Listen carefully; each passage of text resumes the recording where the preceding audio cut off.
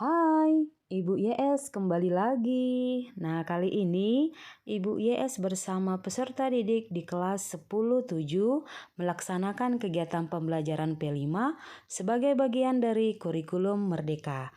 Nah, terkait dengan tema tersebut, maka konten kali ini kita bicara tentang keragaman budaya yang ada di Indonesia. Nah, sebelum sampai kepada keragaman budaya yang ada di Indonesia, peserta didik di kelas 10-7 Ibu YS ajak untuk mengenal keragaman atau perbedaan-perbedaan yang ada di sekitar masyarakat dairi. Nah, setelah itu mereka Ibu YS ajak untuk menganalisis masalah-masalah yang muncul di masyarakat terkait dengan keragaman itu sendiri. Nah, di kelas 10-7 ini ada 6 kelompok. Mereka masing-masing setiap kelompok memilih dan memutuskan kasus atau masalah apa yang mereka bahas. Setelah permasalahan atau kasus itu mereka bahas dalam kelompok, maka mereka presentasikan di depan.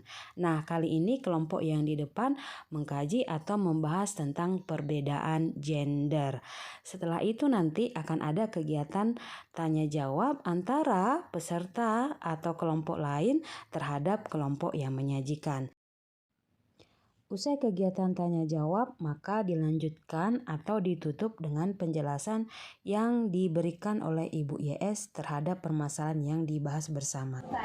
Mengapa stigma masyarakat terhadap gender itu dapat terjadi dan mengapa tidak lebih dominan terjadi pada perempuan tidak pada laki-laki? Ditandangkan dari masa lalu, karena terdapat banyak perbedaan yang diperoleh antara laki-laki dan perempuan. Karena menurut dari masyarakat, perempuan itu lebih lemah lembut, walaupun menjadi seorang ibu rumah tangga dan juga tidak perlu mengeluarkan tenaga lebih untuk menafkahi keluarganya. Sedangkan laki-laki itu lebih ke sifat maskulinitas atau kayak lebih ke mendominasi dalam menafkahi keluarga. Jadi, dan juga saya akan menjawab tanya yang kedua, kenapa perempuan lebih banyak diskriminasi?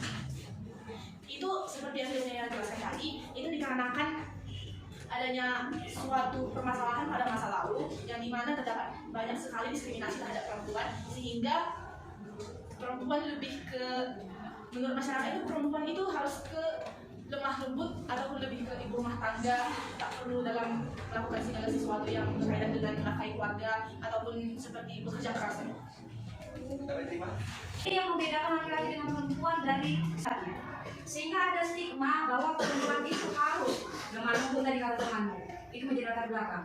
Perempuan itu lebih dominan harus, ya mengarah kepada lebih fokus, misalnya aktivitas atau pekerjaan di rumah, di tanggung jawabnya.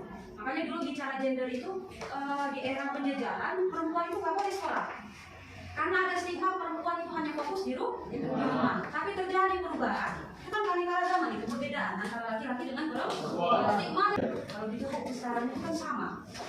Berarti nggak ada dong keragaman, tetap ada. Tetap ada yang namanya gender perempuan, ada gender laki-laki. Artinya begini, kalau tadi teman mengatakan kalau perempuan itu fokus di rumah aktivitasnya, ya caranya bagaimana?